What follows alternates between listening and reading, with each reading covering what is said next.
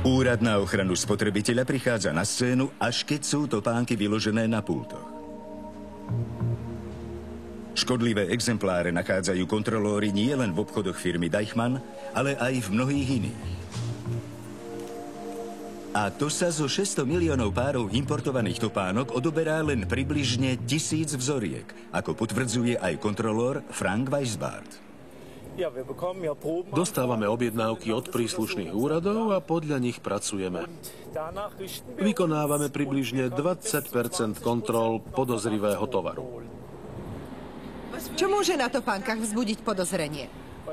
Tam je to ťažšie, pretože na prvý pohľad sa nedá nič určiť. V prípade topánok teda zohráva pri ochrane spotrebiteľa úlohu zväčša náhoda. Všetko je jasné. To, po akých látkach sa pátra, zväčša závisí od ochoty jednotlivých spolkových krajín financovať drahé testy. Hľadanie odborníka na topánky nás zaviedlo do jedného výskumného pracoviska v Koblenci. Vedúci laboratória Detlef Zielav má veľa informácií. Len v poslednom roku bola každá 5. kontrolovaná topánka škodlivá. Prirodzene nedokážeme jednotlivé exempláre, ktoré sa k nám dostanú, v plnom rozsahu preskúmať. Našou úlohou sú viac menej náhodné skúšky. Vyhľadávame ťažiskové body. Podobne ako spotrebitelia, aj my najprv skúšame čuchom a na základe toho určujeme, ktorým smerom sa zameriame. Či na rozpúšťadlá, lepidlá, či acetofenóny. Testy potom bližšie špecializujeme. Oxid chrómový, na ktorý sa zameriavame najmä v prípade kožených topánok, nemá žiadny pach. Oxid chrómový s oxidačným číslom 6 predstavuje závažný problém najmä v prípade kožených topánok. Vo vnútri jednej topánky značky Buffalo London predstavoval množstvo 67 mg na kilogram. Oxid chrómový vzniká z oxidu chromitého s oxidačným číslom 3, ktorý sa používa v garbiarstve najmä na rýchlejšie spracovanie zvieracích koží. V topánkach je však vysoko škodlivý a predpokladá sa, že spôsobuje rakovinu. Laboratórium potvrdilo jeho najvyššie hodnoty. V topánke od Buffalo London sa nachádzalo 22-násobne viac oxidu chrómového, ako povoľuje zákonná hraničná hodnota. V roku 2011 sme prieskumu podrobili 163 párov topánok a získali sme 14 vzoriek, v ktorých oxid chrómový presahoval hodnotu 3 mg na kilogram. To nie je veľa. Už to niečo znamená. Keď vychádzame z kvóty okolo 10%, je podľa mňa na zamyslenie, že od augusta 2010 stúplo jeho množstvo až na hraničnú hodnotu. Je teda každá 10. topánka škodlivá?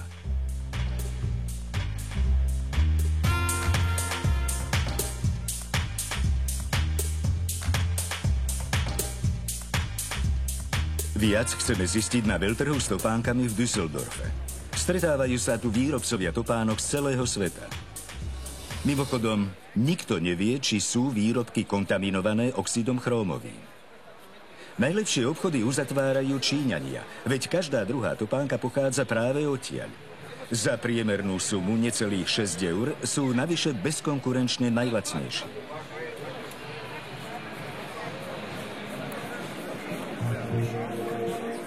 Kontrola topánok podľa zoznamu v systéme RAPEX. Európska únia tu uverejňuje zoznamy pochybných nepotravinárskych produktov. Nájdeme tam veľa topánok a sú medzi nimi aj balerinky z Buffalo London. Chceme zistiť, nakoľko vážne berie firma do úvahy riziko rakoviny. Pri veľtržnom stánku sa žiadne varovanie nenachádza. Pýtame sa teda majiteľa Michaela Konradyho. Ten proces, že z oxidu chromitého sa stáva oxid chrómový, môže prebehnúť zásluhou tepla, počas výroby alebo až v samotných kontajneroch. Chémii veľmi nerozumiem, musím to prenechať na laboratória. Michael Konrady nie je výrobca. Hotové topánky nakupuje priamo od značky Buffalo aj v Číne. To, kde výrobca nakupuje kožu, nemôžem samozrejme ovplyvniť. Z továrne kupujem hotové výrobky. Ale všetky naše nariadenia dbajú na dodržiavanie zákonných nariadení. Napriek nariadeniam, zákonným povinnostiam aj kontrole sa škodlivé balerinky dostali na pulty obchodov. Následky sú pre mnohých ľudí veľmi ťažké. Napríklad 55-ročná Karin Gläserová už 15 rokov trpí ťažkou alergiou na chróm. Dobrý deň, pán profesor. Som na dnes objednaná. Dobre, že ste tu. Som zvedavý, v akom stave sú vaše nohy. Nech sa páči, sadnite si a hneď sa na to pozrieme.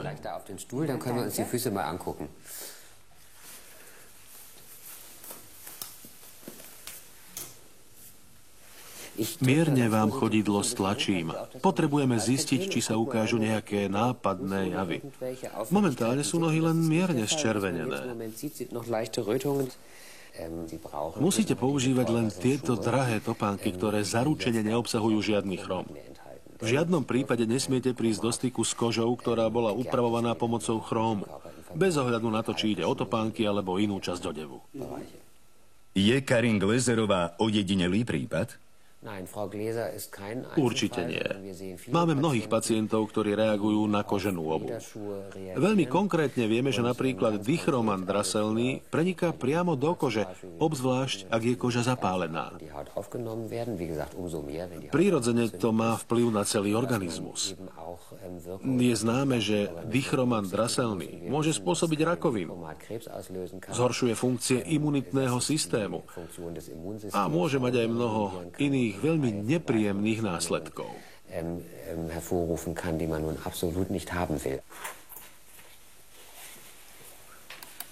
Karin Gläserovej oxid chrómový celkom zmenil život. Alergia ostáva navždy. Nedá sa jej zbaviť. V praxi to znamená pozor na topánky.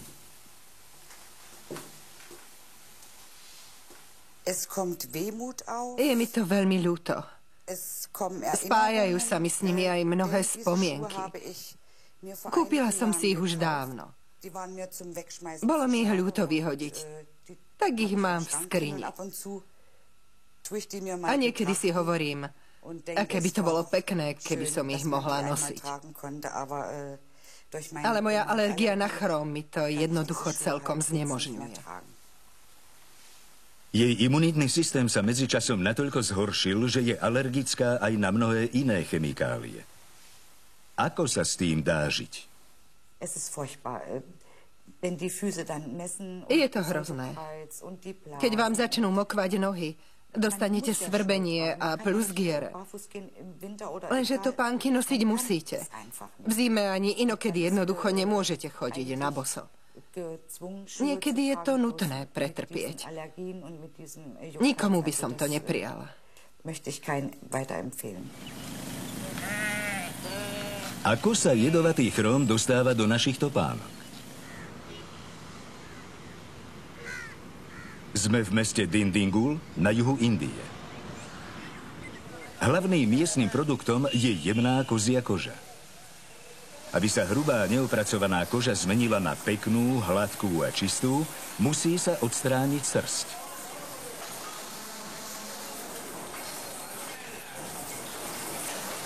Rozkladu kože bráni použitie mnohých chemikálií. V garbiarstve sa využívajú najmä chrómové soli. Hrubá koža sa najprv spracuje kyselinou sírovou a chloridom sodným.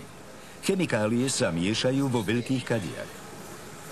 Zmes neprestajne prichádza do styku s kožou. Garbiari trávia celé dlhé dni pri leptavých vývaroch. Upozornenia na nebezpečné látky však na nádobách a kadiach nenájdete.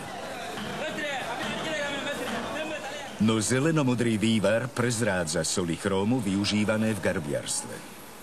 Oxid chromitý s oxidačným číslom 3 sa tu vzhľadom na horúčavy a nedostatočnú hygienu na pracovisku rýchlo mení na nebezpečný oxid chrómový. Život miestnych ľudí celkom závisí od kožiarskeho priemyslu a jedovatých splaškov. V čajovni nedaleko garbiarni sme sa stretli s jedným z bývalých zamestnancov. Nohy má navždy poznačené dlhoročným kontaktom so soľami chrómu. Za všetko môže chróm. Je to najhorší jed. Odkedy s ním pracujeme, všetci sme chorí. Všetko sa začalo vtedy, keď k nám začali prúdiť veľké zahraničné firmy a so sebou priniesli aj chróm. Je to diablov vynález, ktorý sa však používa úplne vo všetkom.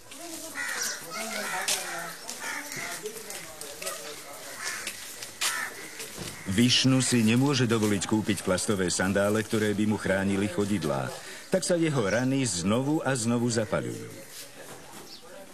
Nádeníci dokonca nemajú nárok ani na zdravotné poistenie.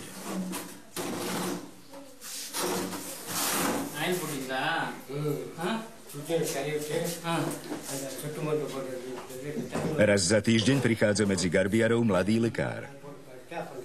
Za malý peniaz sa stará o obete rozrastajúceho sa kožiarskeho priemyslu.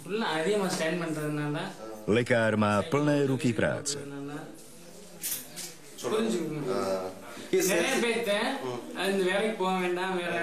Alergie na chróm patria medzi najčastejšie ochorenia. Nie len medzi garbiarmi. Mnoho ľudí z kožiarskeho priemyslu je ťažko chorých. Čo však môžeme robiť? Napriek všetkému ľudia stále pracujú, pretože nemajú na výber. Oxid chrómový je pre nich neustálou hrozbou. Lekár nedokáže chorých vyliečiť, pretože s jedom neprestávajú prichádzať do kontaktu. Môže len ošetriť rany. 30 rokov som ako blázon drel v garbiarni. Zažil som, ako sme museli kvôli nadnárodným firmám prejsť z rastlinných prostriedkov na chróm. Ide totiž o to, že spracovanie koží rastlinami trvá 40 dní a pomocou chrómu len 10. Preto sa dnes v garbiarstve využívajú výlučne chemikálie. Pohľad do minulosti. Už v roku 1997 sme prinášali správy z juhoindickej oblasti spracovania koží. Vyrábala tu aj spoločnosť Deichmann, využívajúc lacné výrobné podmienky Indie. Pomocou rozvojových projektov z Nemecka sa podarilo v priemysle s topánkami dosiahnuť isté sociálne štandardy. Už vtedy sme prinášali správy o zlých sociálnych podmienkach, detskej práci a vplyvoch na životné prostredie. Ale priemysel s topánkami napriek všetkému len narastal. Farida, dodávateľ pre firmu Deichmann, sa stal svetovým hráčom. O 15 rokov neskôr nesmieme ani len vstúpiť na pozemok firmy. Brány sú pred nami zatvorené.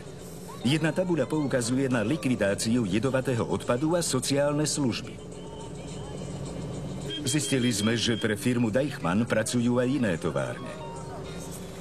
Na požiadanie nám Deichmann písomne odkázal, že všetci indickí dodávatelia majú certifikát o dodržiavaní sociálnych štandardov a životného prostredia. Chceli sme si to preveriť.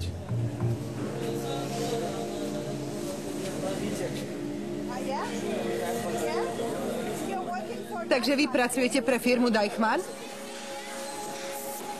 V továrniach to dnes vyzerá oveľa lepšie. Žiadna detská práca, čo je veľký úspech. No otvorené lepidlá sú napriek tomu všade. Cítiť pach rozpúšťadiel. Na týchto miestach dostávajú topánky tvar. Čo sa stane s kožou a aké to má následky na životné prostredie?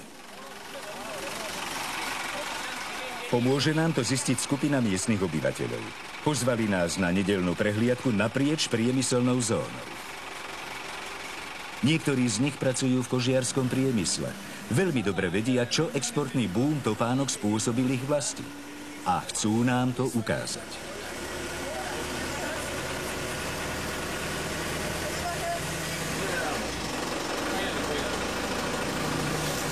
Chrómom impregnované zvyšky koží sa povaľujú na zadných dvoroch.